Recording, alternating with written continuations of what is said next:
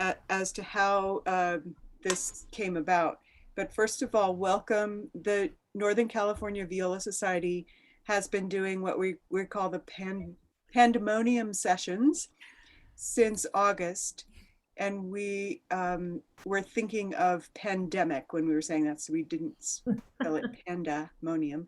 But hopefully you've seen our little dancing panda with a viola. And we've had a wonderful range of sessions since August, with Katie doing a couple of, she did Bollywood to Brazil, and she did another one rather impromptu on the blues and some improv stuff. And then we've ranged from fun pedagogical games with Tom Tatton, and then we had tango techniques, we had klezmer, we had a really amazing session with Eleanor Angel talking about her time with William Primrose, and she lived with him and studied with him for a year and is writing a book about him. So and then all of a sudden I realized 100 years, Kato's birthday was November 5th. And a group of us were at the ASTA conference last year, and in March, just before all of this pandemic stuff started happening. And there were some great sessions presented by colleagues, Karen Davey and Linda Gaines, and then Bettina also did this wonderful session. I asked her if she would do it again, and so we have something like that. And then in the meantime, we had these sort of intense discussions about how to present Kato's work to the world and how to continue her legacy. So this is somewhat of a first stab at that, along with these sessions that have been presented at American String Teacher Association's conferences. One of the reasons that there are a lot of misconceptions about Kato Havas's teaching is that, as those of us who studied with her know, she really, really was adamant that this was not a system. This was not a method. And so as strong as she was, and as much as we respect that, the difficulty is, as a result, there are a lot of misconceptions. And there are also some pretty ridiculous ideas out there floating around about what she was talking about. So we're hoping to give you all some knowledge, and we're starting with some really stellar presenters here. Very excited to introduce Bettina and Jodi, who have probably no need of introduction in the Bay Area. They were teaching here at San Francisco Conservatory and had an enormous impact on the Bay Area in violin and viola world. They are gifted performers and gifted educators, and I am so, so proud to present them here today. And I'm going to make that short and we can get right to it. So if you have questions in the meantime, please put them into the chat and we will go ahead. So welcome, Jodi and Bettina. Thank you so much, Maria. Thank you. I think, let's see, since you made me a co-presenter, I'm going to do a spotlight now, but I'm hoping that then we can see the chat. I just want to make sure. Well, Okay. hello, everyone. So I'm going to start because I actually came to Kato Havas first. I was in my late 20s, already playing professionally in Italy, and yeah, it's just such a wonderful experience to actually talk about her. I came from the quintessential New York education as a violinist in the 70s and 80s. I studied with Galamian, and I studied with his assistants. I studied with Dorothy DeLay, and I spent my summers at Meadowmount and then Charlie Castleman's program, and later Aspen. And I had a really incredible background and incredible teaching that I will be forever grateful for. But the one thing they really didn't talk about was tension and injury.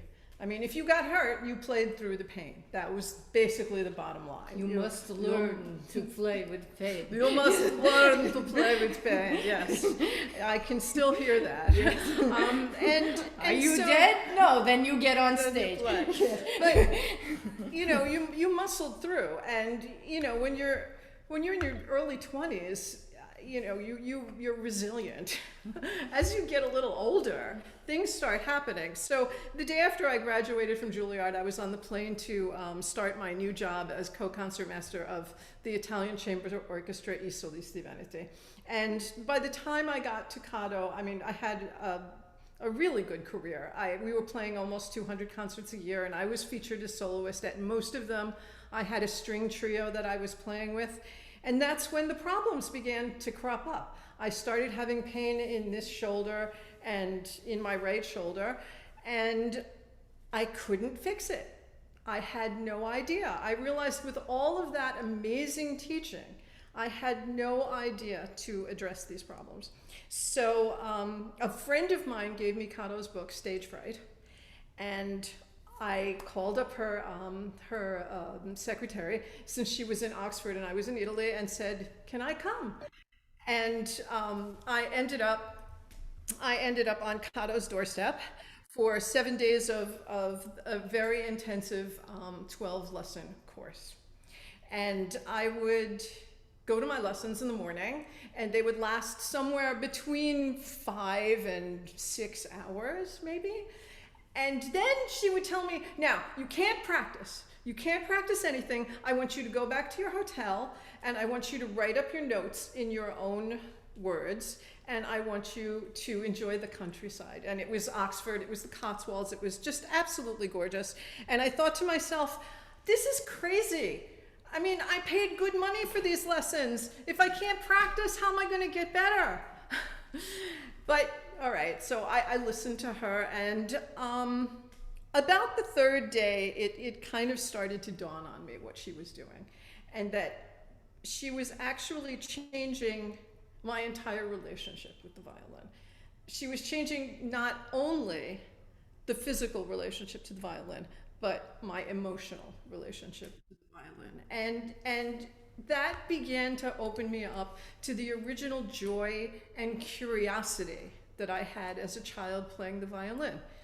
And Kato as a person, I mean, I think her boundless energy and patience and unwavering optimism were as much a part of my healing as were the exercises that she gave me. And these things have a habit of cropping up. I'm not going to say that I never had pain again, but now I understand fundamentally what to do about it, and now I have the tools that I need to actually fix myself. And that's the most important thing I think any teacher can give to their students, is to make yourself obsolete.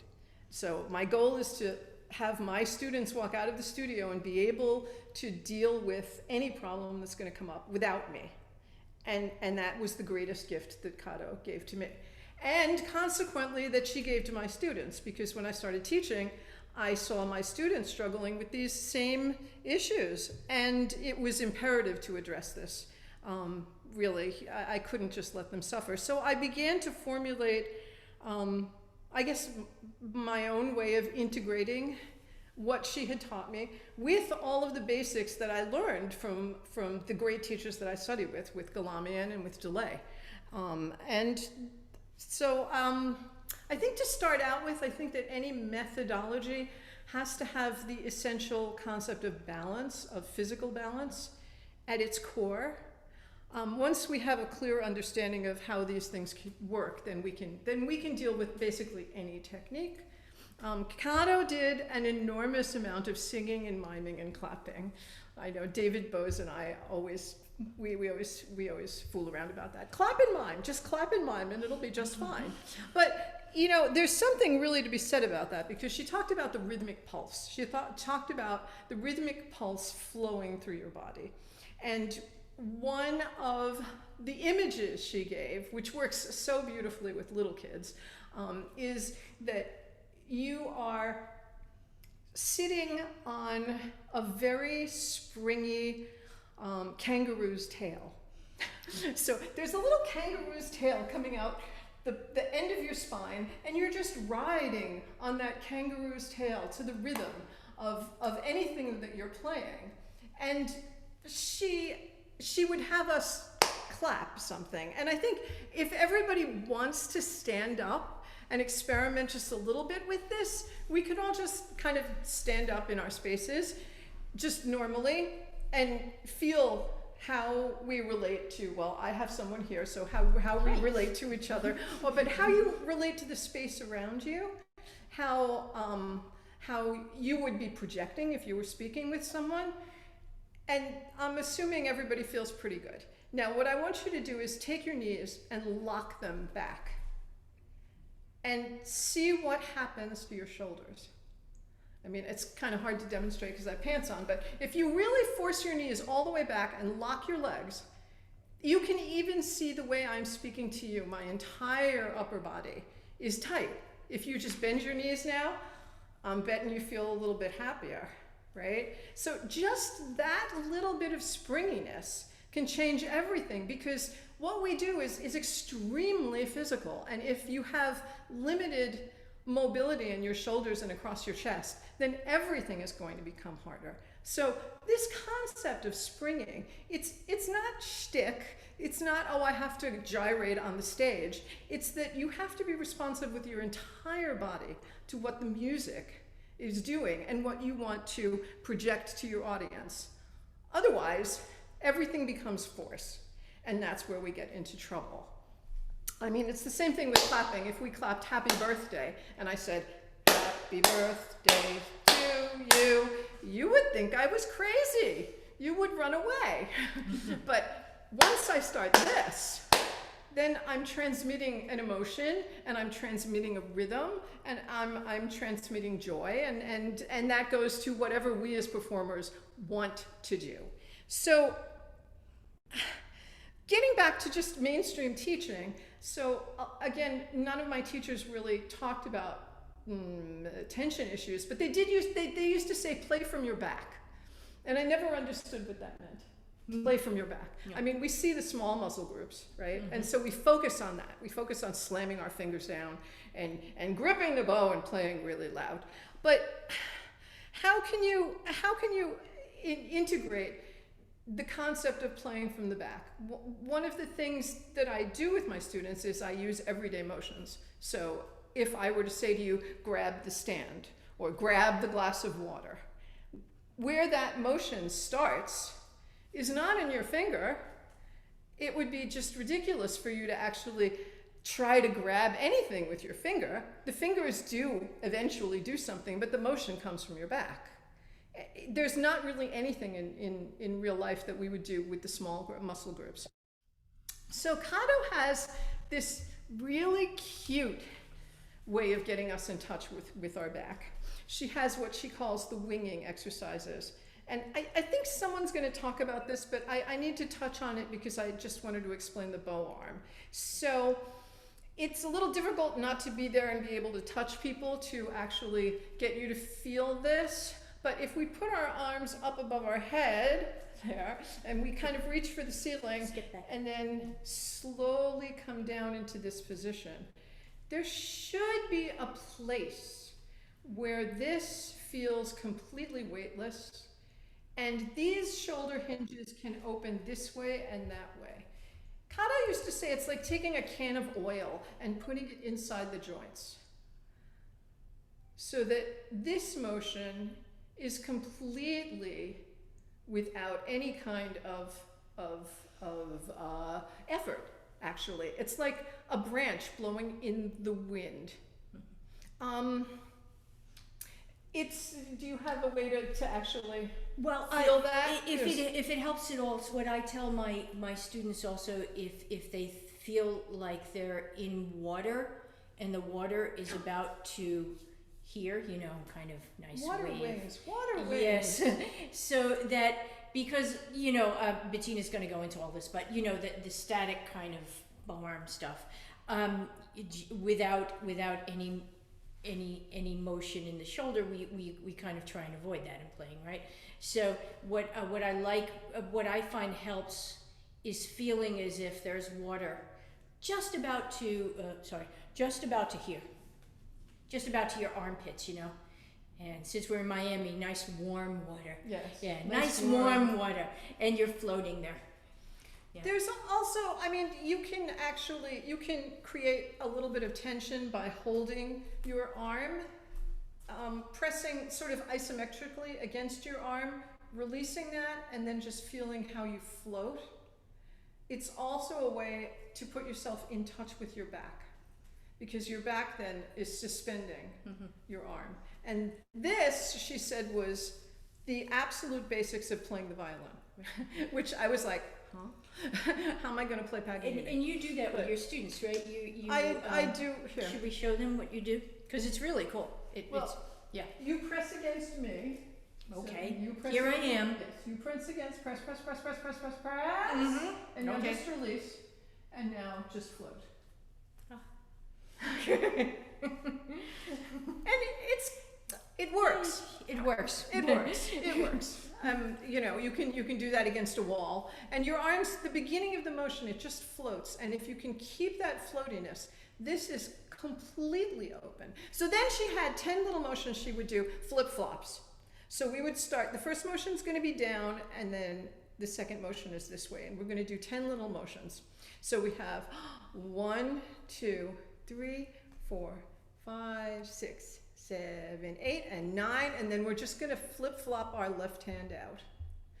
And that's your playing position. That's all it is.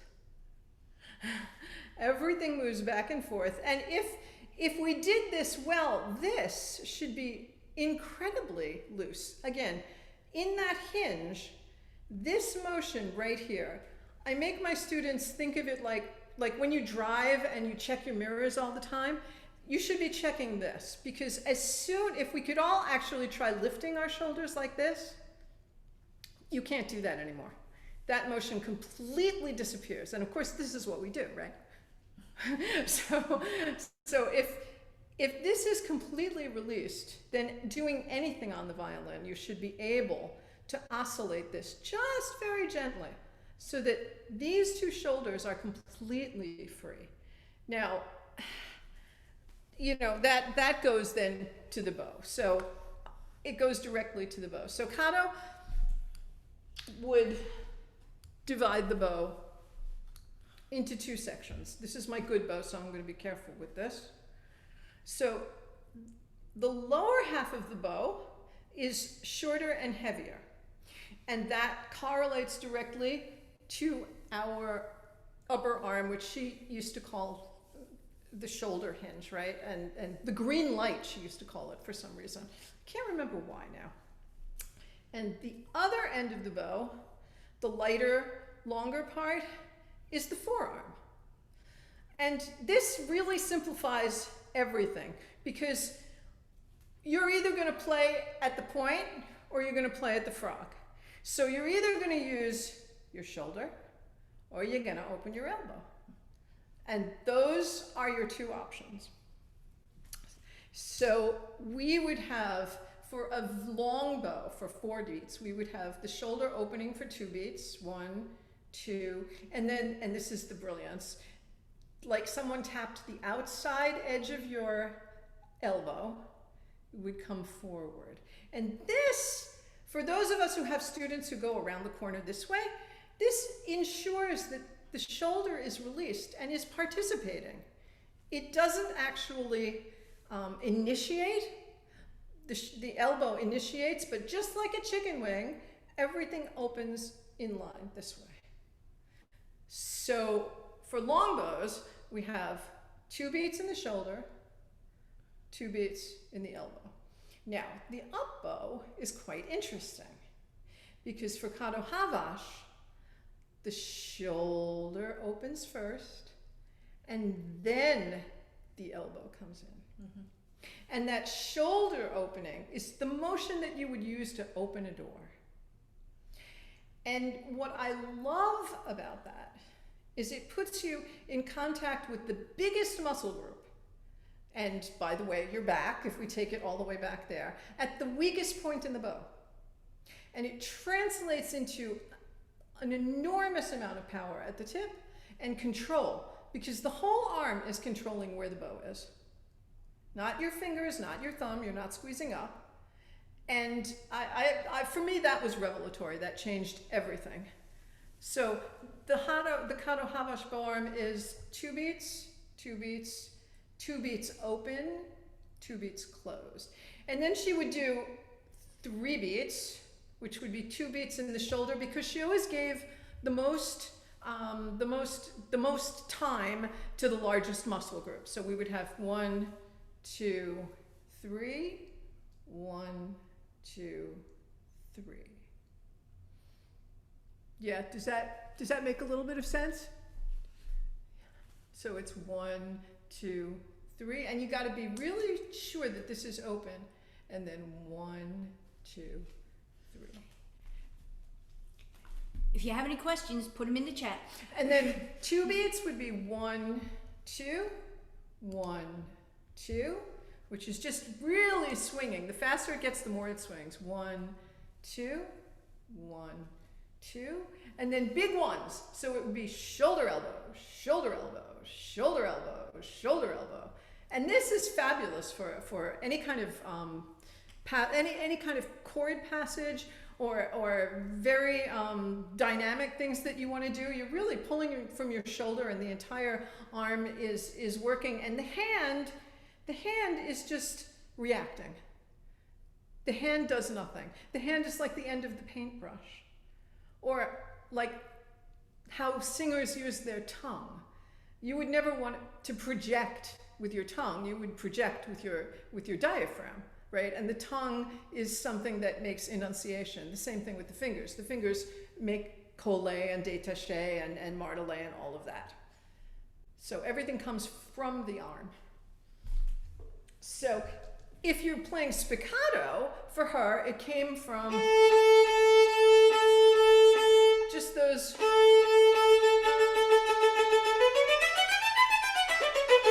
Of course, that doesn't mean you don't move your fingers, but the fingers are not initiating. It's not this kind of feeling. And of course, this. I mean, that devilish passage in Tchaikovsky, at least one element you can make easy, because all it really is this in the bow, right? Then you can work on the left hand, which is its own kettle of fish. But again, that's very much goes to like delay and how she thought about things. Kato would say, just separate everything out. Practice one element alone. And delay always talked about that. She always talked about separating out everything. Let's see, how are we doing on time? Could I throw something in there? Absolutely. Just speaking about, since I guess the focus is also integrating the two, this is something really interesting, because when I was little, and we had the same training, so same deal. Spiccato was taught as generated from the collé motion. Galamian would teach it from collé, right? So it came from the bow, from the fingers. You know, it came from that, and that's how you learn spiccato. And it was not taught from the shoulder. So that's one big difference. And I find just in teaching, sometimes it's a little hard to get students to understand that the collé motion is the same. It's just a matter of who starts what, and it's reactive. And a reaction to the bow moving and following the bow, as opposed to trying to move the bow with your fingers, you know? And making that distinction, I think, is super important for students, especially just coming off of the training we had younger, because it was taught from here. And I, just to throw in one thing, I often ask new students, you know, who I see are very, like, you know, kind of, you know, so they're at the point, and I'm like, okay, what starts the up bow? What's going to start the up bow? What part of you moves first? And they're always like, the hand, you know, and I'm like, wait a minute. You know? So then I take them through exactly what Bettina was talking about, which she taught me from Kato. It's a very elegant way of explaining it. I see there's a question. Wait, hang on. Sorry, looking at the question. The concept of shoulder and elbow hinges, particularly shoulder opening on up bow. Okay. Go for it. Can you actually, should I do it with the bow or without the bow? I don't know. And tell me if I need just somebody, like if you can't see well, okay? So- Because I can change the camera. The angle. down bow, which is, I mean, everyone does this, right? This is the first thing that almost everyone, and it's a very small motion, right? Because it correlates to the small part of the bow, right? That bi-balance she talked about. So this would come only about this far, and then you would come out this way with the elbow hinge, right? So they're asking for demonstration. Should you show me? Can you do it on Sure. me? Well, I can do it on me, but. You do it on you. It's okay. Well, okay. Yeah. So the first part of the bow would be 1, 2, just about there, and then the elbow. Sorry, was that from shoulder hinge? Was that movement from shoulder hinge, from the frog to the middle? Yes. Yes. Okay, thank you. What was the question? Was that movement from the frog to the middle from shoulder hinge? Yes. So.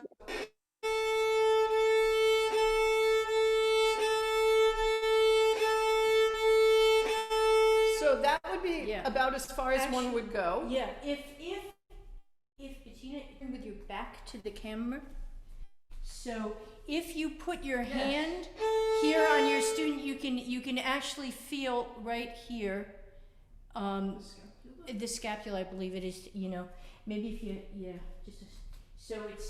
Do I have to take my top off? No, you don't. Wow, No. these Northern Californians. So you can see it. Maybe I'm fatter, so you can see it better. So it would be. See that? And now stop here, and then wait, and then Yeah. this opens this way. Wait, So I then, gotta go this way. Sorry. Okay, hang on. and then this opens this way. And right here, this up bow. Chair, move back. You see that? Because I know you all, I mean, at least a lot of folks like to play like this, you know, with the upper arm totally locked. And even if you have a really big kid, you know, who doesn't really need to move their upper arm to get to the tip, just freeing this up Yes. makes a world of difference, because it also avoids that horrific issue of bow speed on the change of bow speed on the up bow to the down bow. Is that clear? Was that clearer? Yes, thank you so much. Yes, You're thank you. very welcome. You're very Okay, welcome. cool. And then, yeah, it's interesting because the Galamian concept of the spiccato, the Calais concept comes in really handy when you're starting a section of spiccato from the string. Right. But when you teach it, I find that way, it negates the concept of the bow doing the work. Like the bow is bouncing. You're obviously not doing this with your arm. The bow is doing all the work. So often I just start my students with finding where they can just bounce. It's either 1 and 3 or 1 and 4, that pivot. And then you just slightly open your shoulder and the bow just bounces. So the concept that the bow bounces and you're just controlling it, with the weight on top of the bow takes away a lot of the psychological, oh my goodness, I can't make the bow bounce. Well, no, you can't make the bow bounce. The bow bounces. You're just controlling it. So I found that works really well. Just that feeling of making them do this pivot and just letting the bow bounce.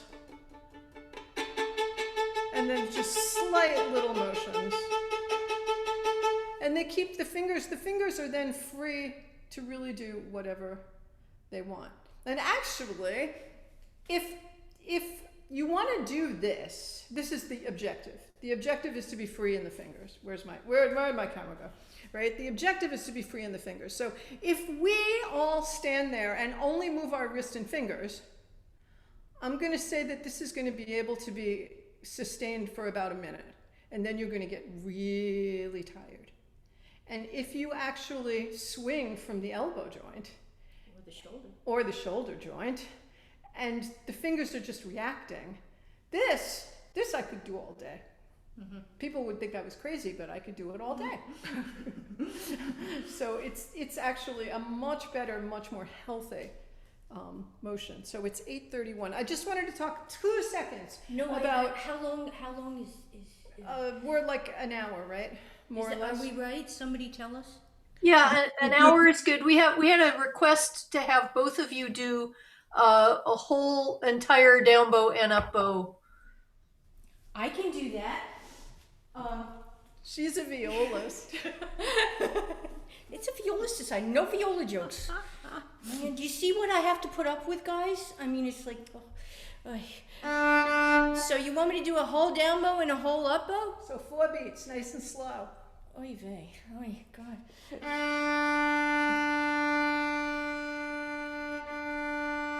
move back.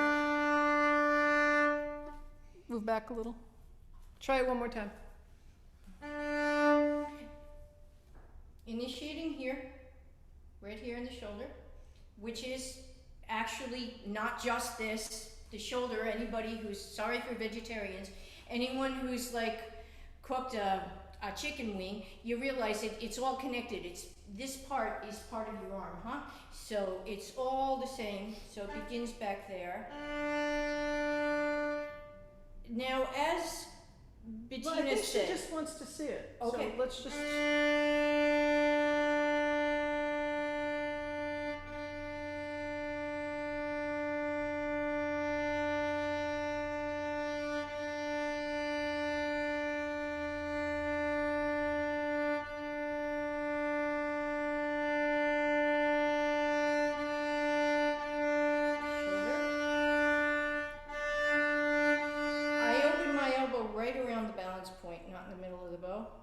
because Bettina taught me that. It's a little sooner. Kato taught her that. So I usually open my elbow. And Kato always used to say that the fingers are free to do whatever they want.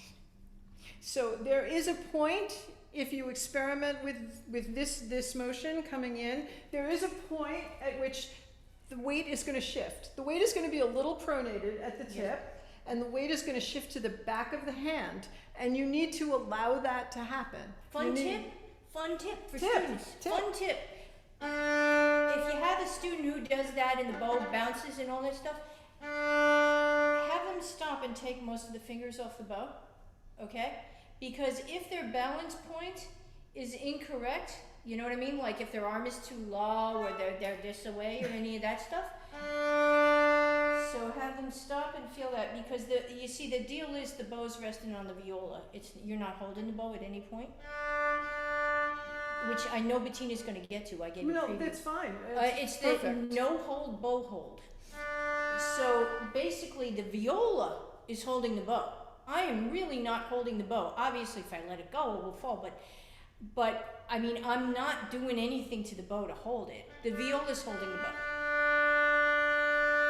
At any point, and you can get the kids to stop and you know and just see is the bow resting well on the viola, and if their bow angle is wrong, it's going to fall. It's going to fall away. So that's a good way to correct that kind of playing too, you know. Because if they're in a good place, You can take off almost anything, you know? So it's, I'm sorry, I'm reading the comments. It's a very subtle shift from shoulder motion to elbow motion Yes. and back. Yes. And you know what can help too? Again, I'm just telling everything that Bettina taught me from Kato, but if you take the bow, most bows are about the length of an arm, unless it's a smaller person. But more or less, it's an amazing little thing that the balance point is almost exactly where your elbow is, you know, in the bow. So if you think about the bow being an extension almost of your arm, you know, then you can, maybe this is just me, but I sort of correlate it to a bunch of hinges. Well, but that's what I just said. Like French doors. It's exactly that. Yeah. It's the perfect reflection Of the arm. So the bow is just, it's the same proportion as your arm, which is unbelievably elegant.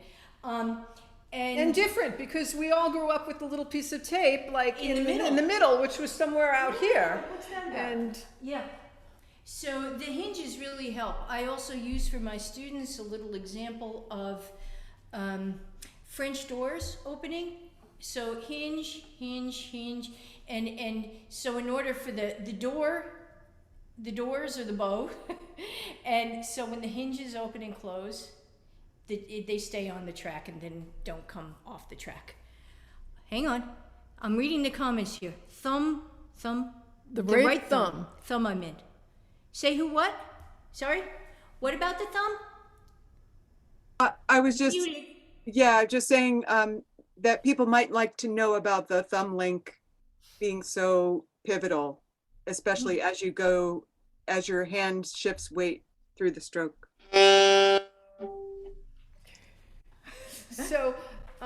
So yes. So Kato used to actually. It's a really lovely exercise. What she would do is hand the bow to your right hand with the left hand.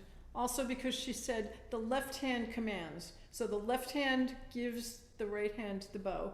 And she talked about this connection near the frog as the thumb kissing the bow and then leaning into the hairs.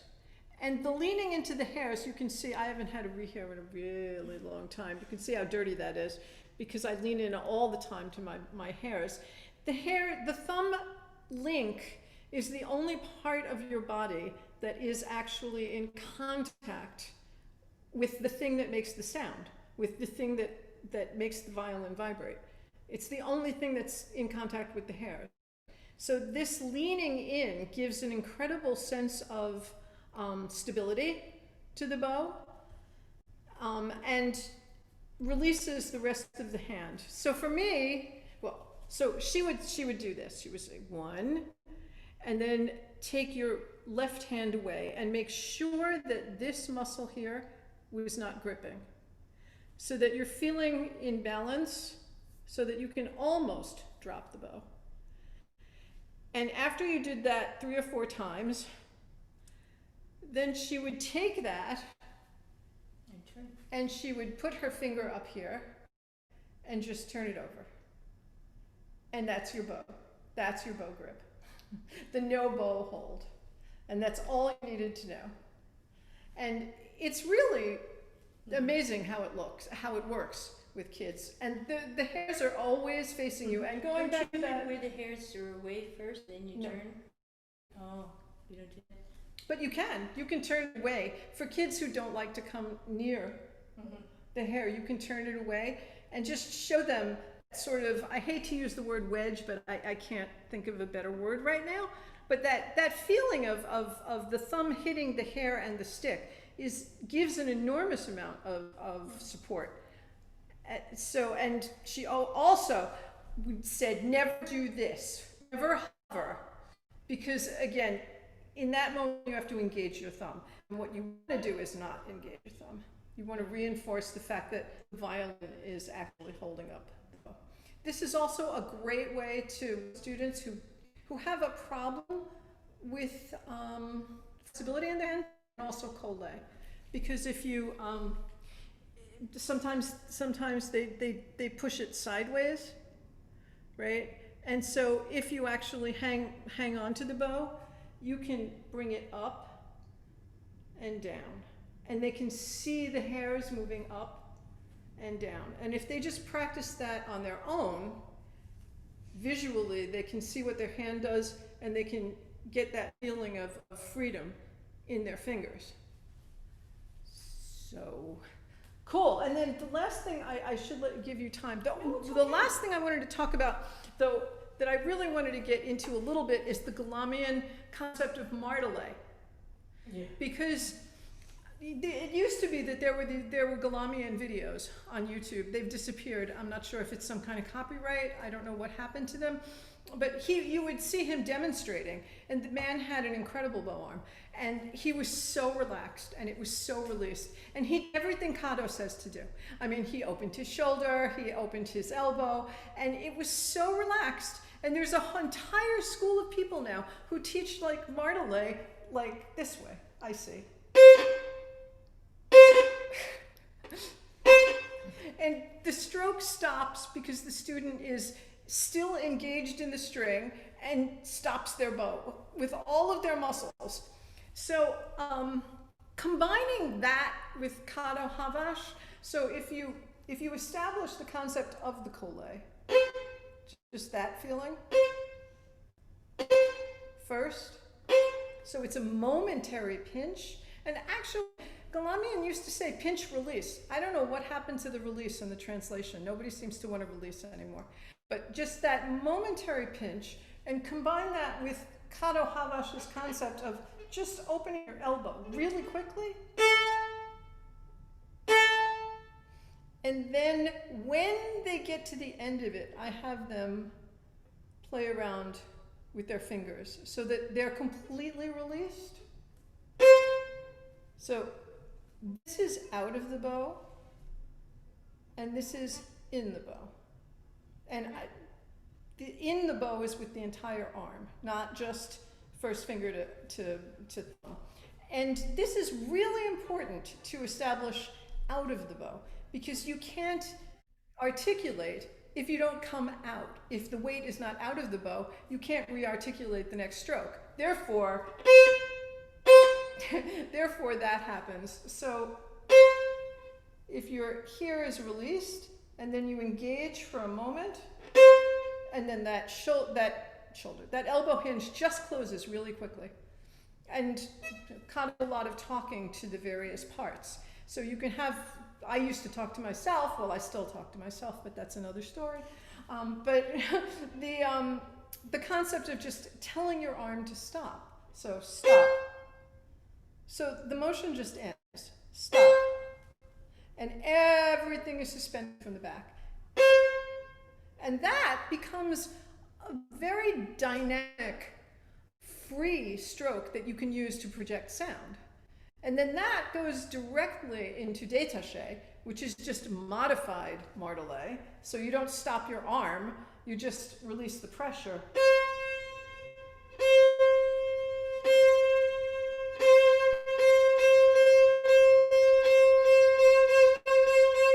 So that concept comes in really, really useful if you're playing like the last movement of the Bach G minor. So, I mean that's obvious. If you play with a Baroque bow, you play it differently, but that's another discussion. So, détaché is always released at both sides of the détaché. That it is not only. It's not only a comfortable stroke, it's also a stroke that is enunciated. Mm-hmm. Détaché does not mean no enunciation. Yeah. So those two things I think are really important to remember in the bow arm, because the balance is imperative and the release is imperative, because that's any kind of articulation is wrong. So questions? Wait, there's something about the thumb. Oh yeah, people do. They come in. Yeah, look at my bow. Oh my gosh, Dad. Yeah, yeah. It's the COVID bow. Yeah. I haven't had a rehair since my last concert in March. I know. So then I came home. I came home from like Oxford, and I was like, "Oh my God, this teacher!" Blah, blah, blah. And one of the great things about her also was she gave me this whole set. I mean, there's not enough time, but this whole set of exercises to do. And she said, "Sweetie, you don't have to stop playing. Just do these exercises in the morning, and then forget about them, and they will become tested. And when you come to something in your practice that doesn't work, then think about what we talked about and see what you can apply," which is really interesting because DeLay used to do the same thing. I mean, she was of the opinion that, here, I've given you the tools, but you're the one who's practicing for 6 hours a day on your own. So start being curious and start thinking about what we talked about and how you can apply it to you. And that is incredibly liberating as a musician and as an adult, you know. But so I came home and I told this stuff to Jodi, and I think Jodi wants to talk a little about left hand. Yeah, if there's a little time, right? Yeah. I'm gonna sit. Sorry, lazy. When Bettina came home and told me about certain things, it was for me how she explained, especially the left hand, was incredibly helpful, and more or less brought me to the last step of what I needed to know to really help my technique. We were already in Italy by this point. And just to back it up a little bit, like a whole lot, when I started on viola, and I was a little kid, I was 6, and I had a lovely teacher his name was Eugene Kahn, and his father was a violist also. And I remember playing my first recital, and his father came and looked at my left hand, here you go, left hand. And he looked at that little fourth finger, and he said, "Oh, she can't be a violist. Her hand's too small. You know, the fourth finger's too small." So, you know, so what did I care? But from then on, I was taught in a way that, I don't know if you guys have had this experience, but that because the smaller the hand, the more you have to pronate. And the more you have to pronate to get around the viola, right? Because especially if your fourth finger's small, support, you know? So I ended up doing that a lot. I ended up doing this a lot and playing a lot like this.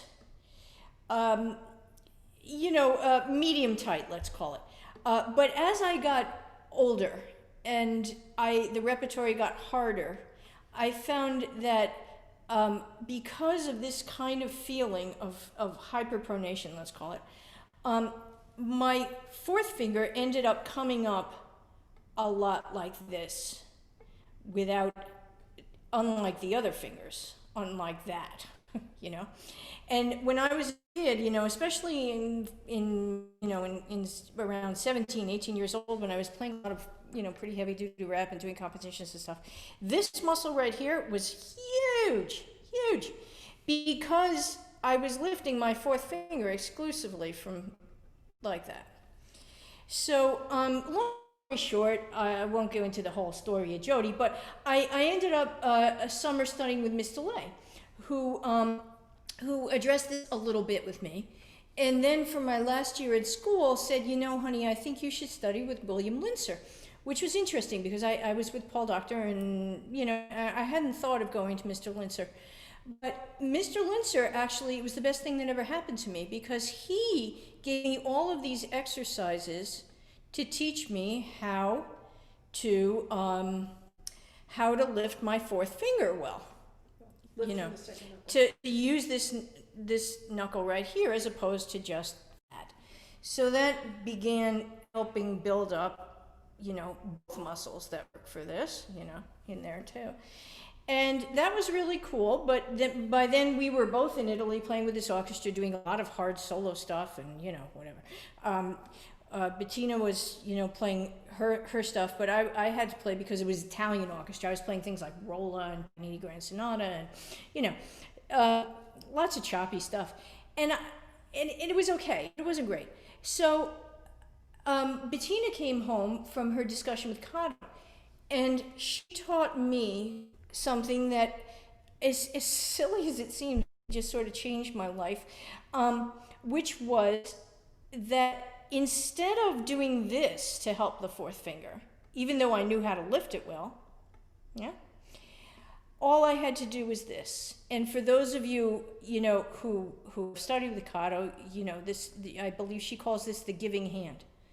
This is something I've then helped with my students, and it's something that I don't change every student's hand unless they tell me they're in pain or having trouble, But that said, I've found especially people with smaller hands need to do more of this, whereas they're often told to do more of this, which is interesting. I find actually the big kids with big hands don't need to do that. They can keep their thumb back here and just play just fine.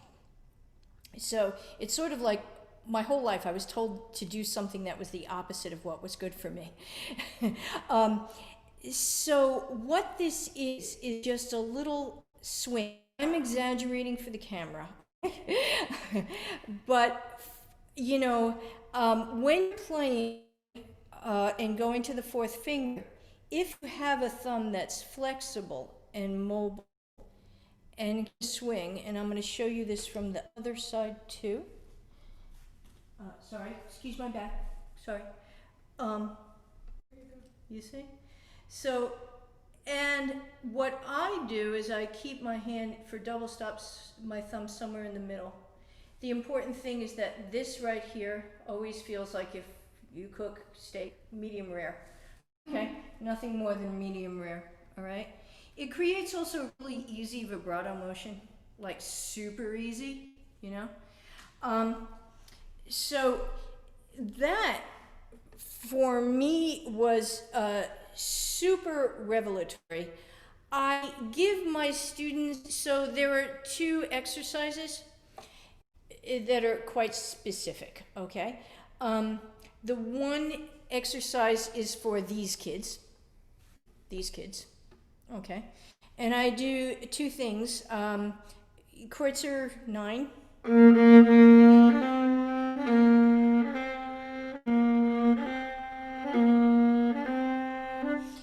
And lately, I've got a new one with Kreutzer 9.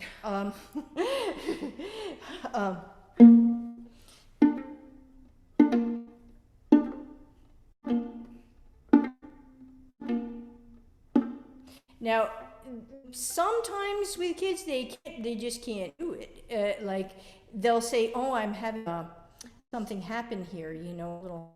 And it's simply because it's so atrophied. They're so used to picking up their fingers like this, So, but I find it's actually quite helpful. And these are exercises actually not from Kato Havas, but from William Linzer.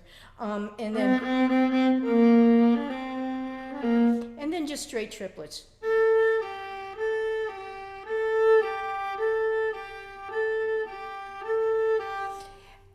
As far as the goes, it's really, really interesting. And I must say, I'm helping a young woman who's an exquisitely talented young violist, but she came to me with tendonitis issues in the hand, and something that's covered in our lessons actually that's really interesting about this giving hand, where you're not pressing back here against your carpal tunnel or anything, but you're actually getting closer to the fingerboard, so the palm comes a little closer to the fingerboard. If you just simply take your viola and try this kind of approach to playing, and put your bow down, take your right arm and stick it on your arm, you can feel how little there is some engagement in the large muscles down here. Very not, at least in my arm anyway. When you do instead, release the wrist, and to be specific, I'm not talking about playing like this. This is just as bad. But just simply release the wrist so that you can play like this. You can feel so much more engagement in the arm down here. And so again, big muscles good, little muscles not so much. So we want to use the bigger muscles, you know? We want to use the bigger muscles. And so we're doing this like that. Now, every single person is different. Every single person is different. And again, I think it's really important also with the bow arm, but especially with the left hand, to make sure that it's all depends not only on hand size, length of fingers compared to length of palm, equality of fingers. You know, sometimes a small hand, but if all the fingers are equal, they can also easily play like this. So I don't go changing that. But if there's issues with the fourth finger, I think this little idea of Kato, which by the way is just so brilliant and simple, and the way as she explained it when I finally got to meet her was, you know, looking at art, and you know, the giving hand comes from art. You look at beautiful paintings, you know, from the Renaissance or any time. You don't see people handing someone like, you know, the guy handing Eve the apple like this. Hey, take the apple. You know, it doesn't look like that, you know? And so this giving hand is lovely. The way I try and avoid this, the opposite, is I simply have my students roll their hand all the way forward so it feels heavy, and then roll it back slowly, slowly, slowly, until it feels heavy again. But there's a moment right in the middle where it feels perfectly weightless. And that's going to be how you're going to play. And then I have them move their fingers like this. I have a question. Sorry, reading my chats. When you did the triplet, you so it's back and forth every time you played active and fast passages. You know what? Is it supposed to be? I don't know. I only know what works for me, okay? If you watch somebody with a massive hand, even like Promon play, his thumb looks like it's got a life of its own. It's like you could, you know, it's going everywhere. So I'm not one for like the thumb must be fixed. That said, I use my thumb as a reference point for intonation. I use it as like a third reference point, especially with double stops. Like for example, I know when I'm playing octaves, my thumb is always going to be between my second and third finger. I just know that. And then maybe the octave will be in tune, maybe not, depends. But if I'm playing 1/4, I know that on a single string, again, I know where my thumb is going to be. It's a sharp second finger. I know that. I know that. I know how to. I don't know. Whatever. I know how to brush my teeth. I know that. That I know. Okay? And that works for me. I do not keep a fixed thumb position. That said, just because I do, that doesn't mean you have to. You know what I mean? Also, I mean, if you look at any of the great violinists, Yeah. they all have incredibly mobile thumbs. If you look at Heifetz, if you look at, Yeah. I mean, if you look at Milstein, if you look at Yeah. well, obviously Promon, but even the young ones, Vengerov, and they all have very mobile thumbs. Yeah. I'm reading another question. Do you only move the thumb up for the use of the fourth finger? Or does it stay for the whole time for you? I have a student with a very short fourth finger and have been trying to figure out what to do. This sounds good. Yeah, try it. So the actual exercise that Kato gave me, I can actually demonstrate. It gets a little complicated because it connects the bow to the left hand, and that's like another hour-long discussion. But first she would do it, and this works so well.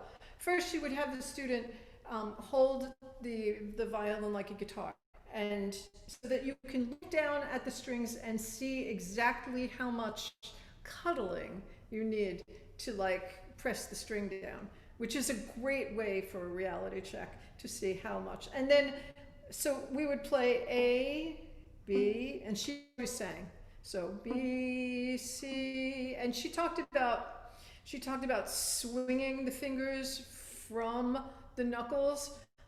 Sometimes a little information is dangerous, but I'm going to just throw that out there. It doesn't mean that we have to play with slides, but the lateral swing is also a way to get your student out of that feeling of thumb is pressing against whatever finger is down. So we had B, C, C, B, and then when we got to C, we would sing C, stop, and she would swing this way. 1, 2, 3, and then fourth finger would go down.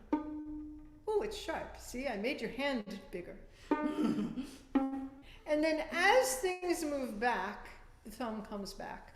So that swinging motion would be 1, 2, 3. And she called it opening your mouth when I was studying with her, because it's essential that the concept is that this big, huge muscle right here is not squeezing against the thumb and is mobile. It's able to move wherever you need it to move. So the bottom line for me is that it's creating mobility in the left hand, and that is essential. The weight is shifting where you're going, whether that be up or down. And so we're not stuck back here somewhere and then just stretching this poor little fourth finger up. The entire hand is carrying the weight, and it's either going up or down or whichever way, or sideways, or wherever you need it to go. Does that make sense? I hope so. Yeah. So since it's almost time, I thought maybe I would just, since this is for inviting the fourth finger to the fingerboard with a powerful thumb. That's lovely. Yes, That's I love lovely. that. I Yeah. love that. Yeah. Inviting the fourth Yeah. finger to the Well, fingerboard. I can say that honestly, this concept, it really changed my life. It gave me a way better technique. You know, I mean, don't get me wrong, I could play before, it's not like but it really helped me. And I thought I just wanted to say one thing about Kato, because I know there are people on this call who studied with her for years and years and years, and I only met her once. When Bettina went back, we were playing some concerts in England, so we went to visit her. She was like, "You have to play for Kato." So we came to play for Kato, and we played a little for her. And to be honest, I don't remember what she told me too much. I think just a little something about the poem. She was very complimentary and just very sweet and very nice and a wonderful person. But what I do remember about her more than anything was she was saying she was so excited about something because she had just been out in her garden, and I think she was sawing wood. I think that was the thing. And she said, I was sawing wood and I discovered that the motion is exactly the same as the winging motion. And I thought, how can I incorporate this in my teaching? And at this point, she was like 80 something, you know, and I was like, oh my God, the excitement and the energy and the passion was unbelievable. And though it was just so amazing because she was so into the idea of making the violin or the instrument your voice, and making every motion something that you would do naturally in real life. And I have to say that's something that I have always taken in my teaching, and always thought, you know, the minute I see one of my students doing something that, you know, it just lacking or tension, I'm like, when would you do this? When would you do this in real life? Would you answer your phone like this? You know, would you, show me how you would do a similar action in real life. It made, for someone I met for what was it, an hour maybe? No, I think we did like 3 or 4 days. Oh, okay, so longer. The second time. It was still like, it made such a lasting impression, and her teaching was so elegant, so thoughtful, and so intuitive that even though a lot of it that I got was secondhand, it really did change so many things for me, and it also changed things for me as a teacher. So I would just like to throw that out there into the universe, and a huge thank you to Kato for that. And I think we're pretty good. I think we have a little time to answer some questions. So if there are, we could just like talk in real life instead of the chat if you want, if that's okay with everybody. Let me just get this view back up here. Yeah, I think that's a great idea, and invite people to unmute and ask a question. This is Daria. More than happy to. More than happy to. Yeah. No? And Anybody has while you're all thinking of questions, I want to say also that there are 2 more wonderful weeks of Kato Havas, getting different perspectives from different teachers and players. And I'm thinking that I might put together a sort of a sheet of new approach resources for those of you who might want to follow up and get either some coaching one-on-one with one of the teachers who are presenting, or the Kato Havas Association for the New Approach. There's a whole network of teachers all across the United States that one might be in your area, and everybody's suffering from the pandemic, so they could use your money. But as well as that, so next week we have Patricia Heller from San Francisco. Hey, Patty. Viola. Really looking forward. She's going to walk us through the steps of miming, which are an enormous part of the new approach. I can't wait to join you guys. This is going to be so much fun. Jodi and Bettina, it was so lovely to be reminded of Kato's voice and her simple elegance watching the 2 of you. Thank you so much for that. And yeah, next week, everybody, I look forward to doing a little mining with you. It's also, Before we leave, Wendy has a question. Her hand was up. Sorry. There's also the feature, by the way, too, guys. If you go to reactions, you can oh no, not reactions. There's a raise hand somewhere. I think it's in okay. participants. So but anyway, Wendy had a question. Yes, Wendy. Hi, Sorry. Wendy. Hi, Wendy. Nice to see you. This is great. I was being reminded of things that I sort of do naturally now that I think I originally learned from David Bose the summer before I studied with you, Jodi. You sent me to him. But as I was practicing this, releasing the 4th finger just now, I was realizing that one of the things I do is my 1st finger comes off as I'm going up to the 4th finger. Was that a Kato thing, or was that something? I don't know. You'll have to ask Bettina that. I'm not a fan of that, to be honest. Well, I don't know where I learned it. But I'm not a fan of that. So you didn't learn it from me, hon. But I will talk about that.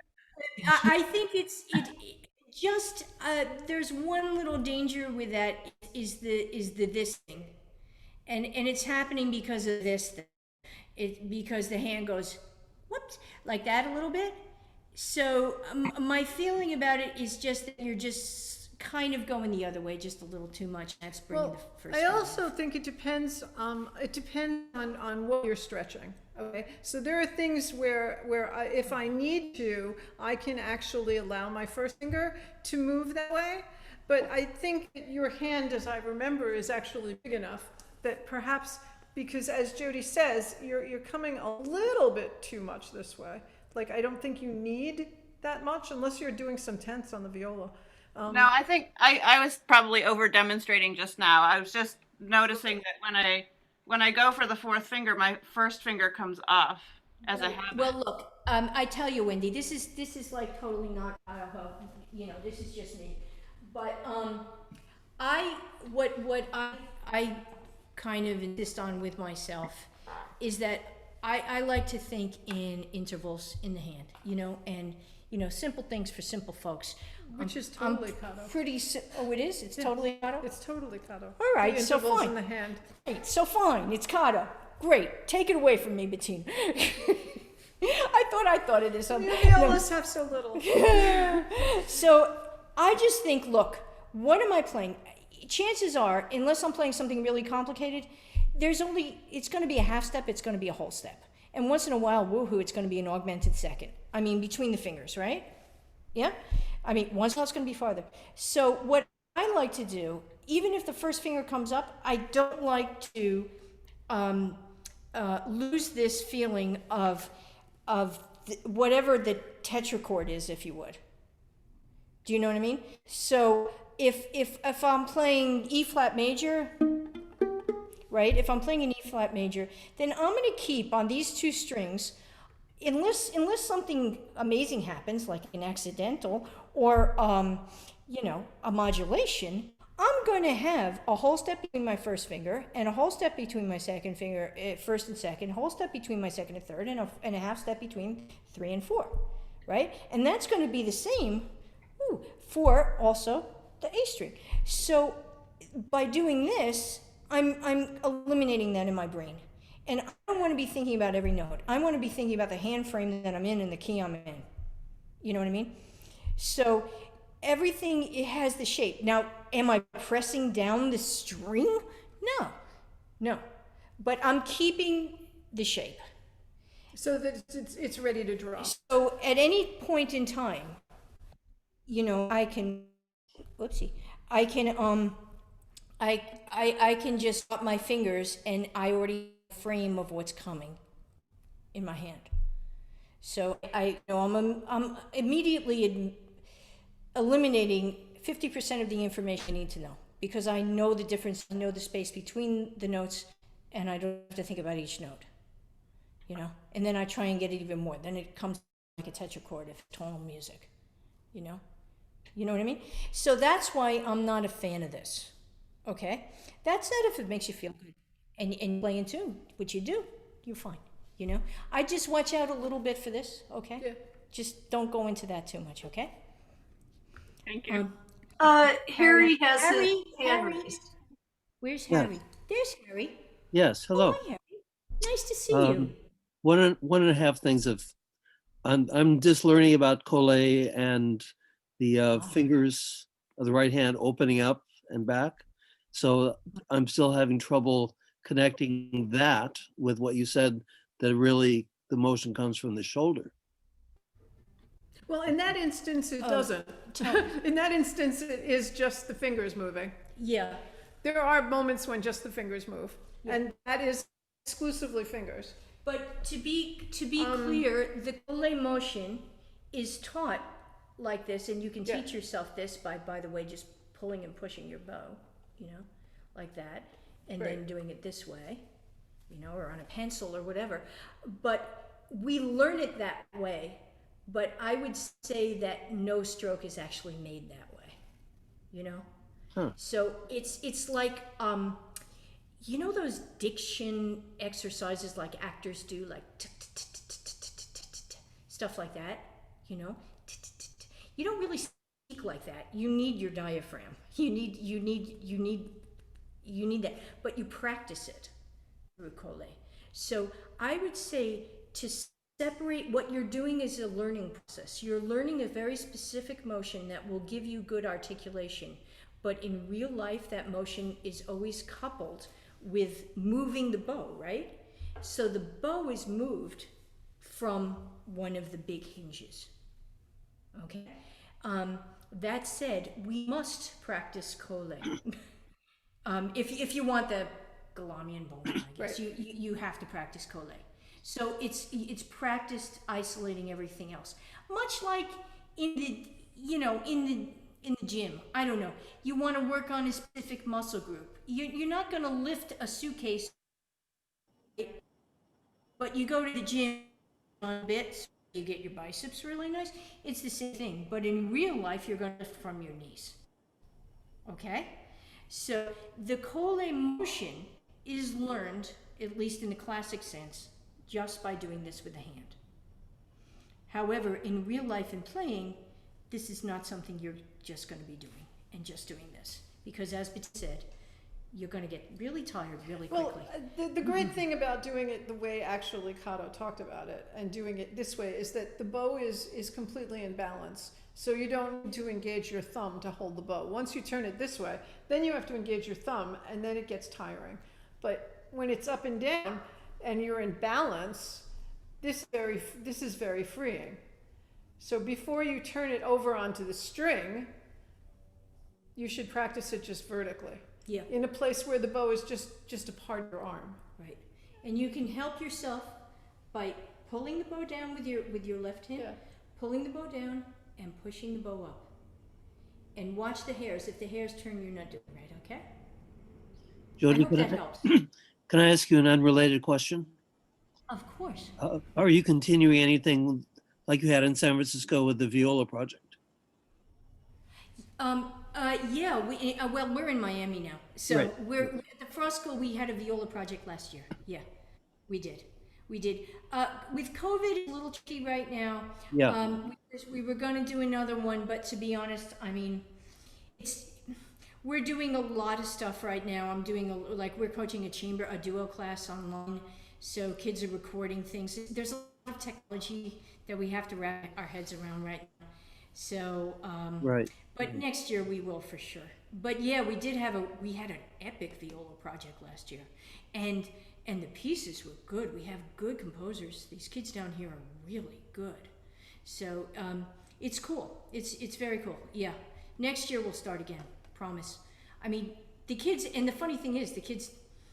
You made me feel guilty, Harry, because the kids asked me to do it this year, and I'm like, oh my God, really?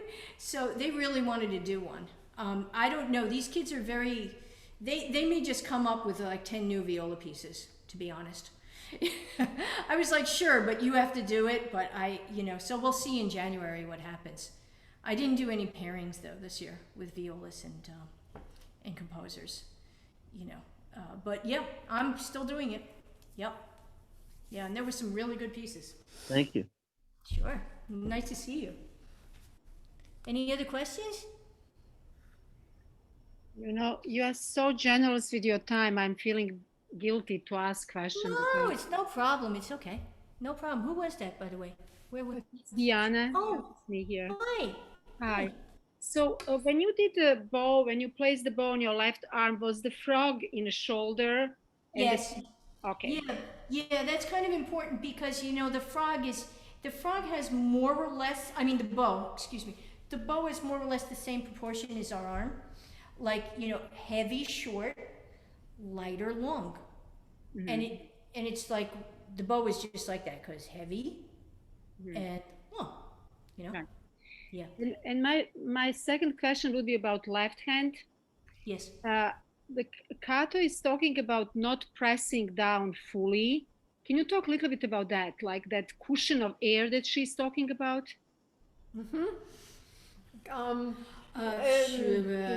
Yeah. You tell them about it, Kato. Yeah, so for me, that is established really nicely, holding the violin like a guitar, and actually just pressing your finger down just enough to make a sound with the pits.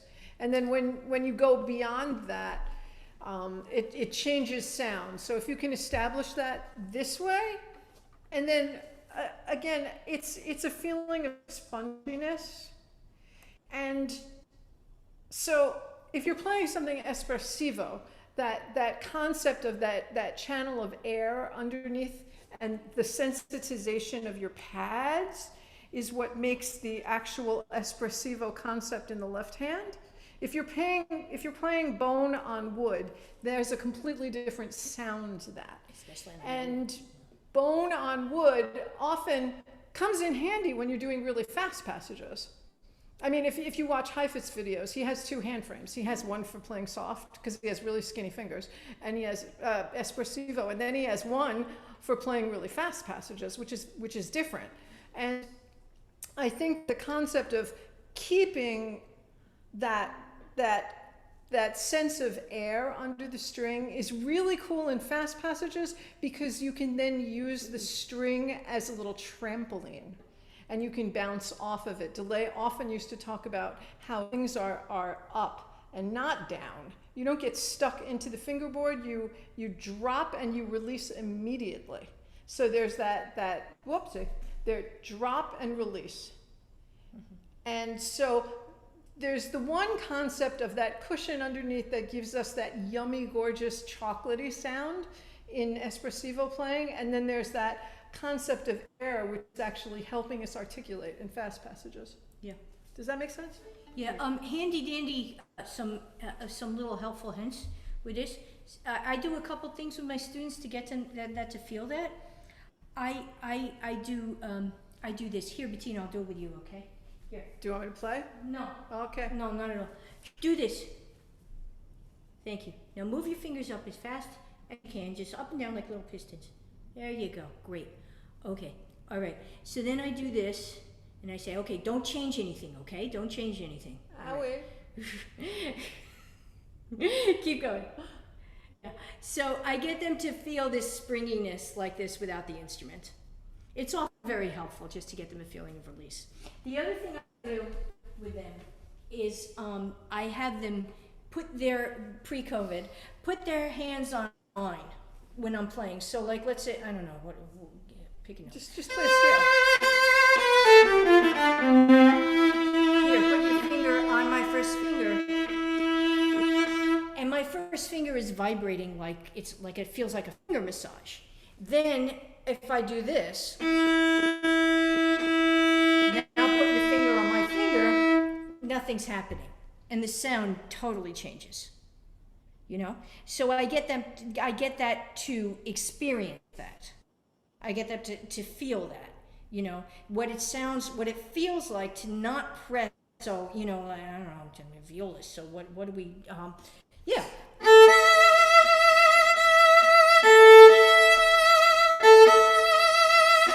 So there's air under there. I'm not pressing down at all, really.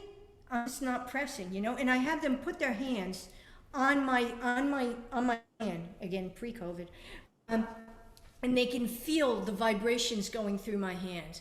Often that's revelatory for them. Mm-hmm. It also helps them play way more in tune, by the way. So it's a nice trick, because then if their instrument's in tune and their fingers are vibrating in a way, chances are they're playing in tune. If the vibrato, if that sympathetic resonance doesn't happen in their fingers, chances are they're not. It doesn't happen on every note. Some notes are a little more infelicitous than others, but it's a huge help to do something like that. Okay? So I hope that helped a little bit there. I thank you, and great. Okay. Hey. Anyone else? Anywhere? Hi, Christy. Oh, hi, Christy. Oh my gosh. Hi, and Sharon too. Hi, Sharon. Hi. Oh, you have your We just wanted to say hi. I missed it. I thought it was starting at 6. So, but anyway, it's nice to see you guys. I just wanted to say hi. hi. It's great to see you too. It's great to see you. Let's see. You guys look great. Cool. Anyone else? Anyone else have any questions?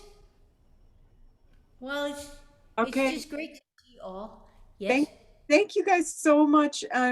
We can still, I mean, if you think of something in the next couple minutes, I just want to say again, thank you for this. This is wonderful. And it looks like we've stirred a lot of interest and a lot of ideas going. So again, next week is also 5 p.m. Pacific, and the following week, so the 22nd and the 29th. And then I want to just let everybody know that our Young Violists competition is upcoming. The applications are due in early January. I'm going to say the 6th, but I might be wrong. Check our website. And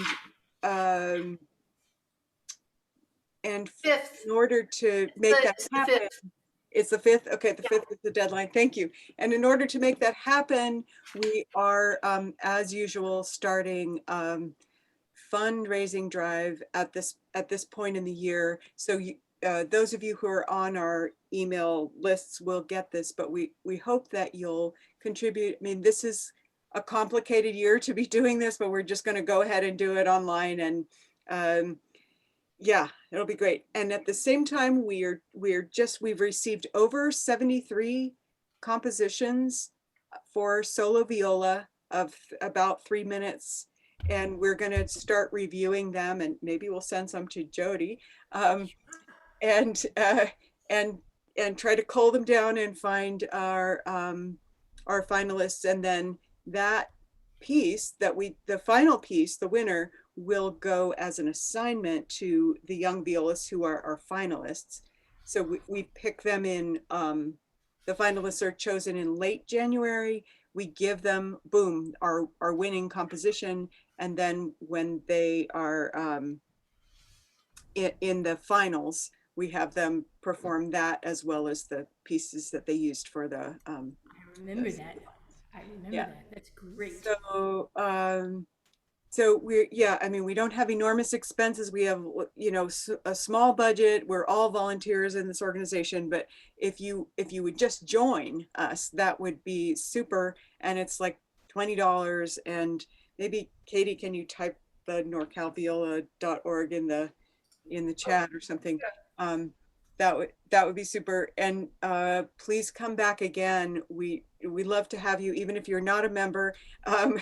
This is just really exciting as a dual part of my life, you know, trying to get this organization, keep it going, and to be able to combine this with Kato Havas and her teaching. She's been a profoundly important influence in my life as well. So this is just like all my birthdays coming at once kind of thing. So this is really wonderful. And thank you again. I really look forward to welcoming back Patty Heller next week, and David and Jean Ann and Patty the following week for different aspects. We tried to slice it up so we can go through slowly and try to explain things to you.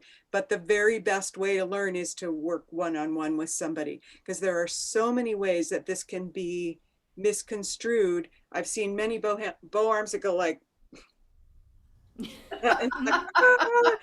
no, don't do it, don't do it. And then also the flipping, you know, that kind of she called this the begging hand. That's not, no, don't do it. And I told my students that this is the witch's claw, this is the begging hand. No, we want the giving hand in there.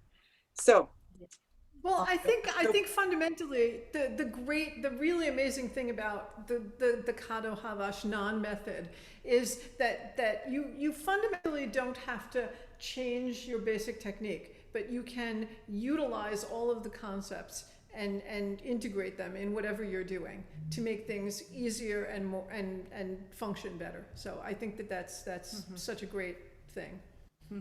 Yes, and that's a really profound thing to have passed along too, and reminded us all, because it is something that sort of becomes your own, and that's how it's most successful, I believe. Not being And Daria, I just have to say one thing, you know, talking about planting little seeds. When I was still teaching in San Francisco, my students, of course, my pre-college students were all in that competition. So the year that they were in it, Kurt Rode, I think it was, wrote this really cool piece that was unbelievably difficult too. And they all learned it, and you know, whatever, it went fine, you know, one of the kids won and it was great. But they all worked on it really hard. I took that piece with me because I like the piece so much. And one of my first students here in Miami is a kid who's a composer. And he immediately in his first lesson said, I don't want to learn anything old. Don't you have new stuff? And I thought, you know what? He learned, the first piece he learned with me was Kurt's piece. Wow, Fluttertooth. That was written for the competition. That's so cool. That is so cool. Yeah. Boy, that's exactly what we aim to do. And really, that's very exciting to hear. Thank you for letting us know. And we should, as a matter of course, you know, now that this pandemic is going on, it's making us think about all these different projects, but getting all the pieces that we have essentially contributed to the world would be really nice to make them available in one way or another, or at least compile them into one place so that you can look them up. Yeah. But yeah, that's so cool. Fluttertooth. Fluttertooth, that was the name of it. Yes. It really is a great piece. Really hard. But really hard. Yeah. Really hard. I'd rather teach it than have to play it. But boy, he loved that piece so much. Oh, that's great. That's great. Loved it. Wow. Anyway, it was great seeing everybody. Yes, shout out to Michelle. Hi, Michelle. Yes, hi Michelle, former students. Hi David. Hi David. Former And student- hi, Monica. Nice to see you. Yay. It's lovely to see you all. Hey, thank you. Alrighty, bye-bye. Thanks, everybody.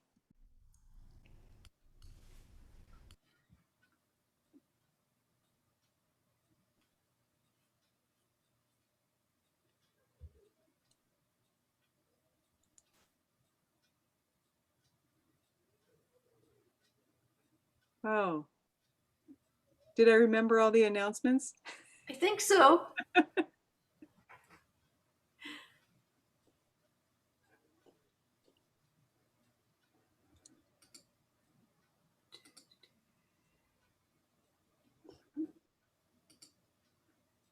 Maybe Linda walked away from, oh no, she is. Okay. I just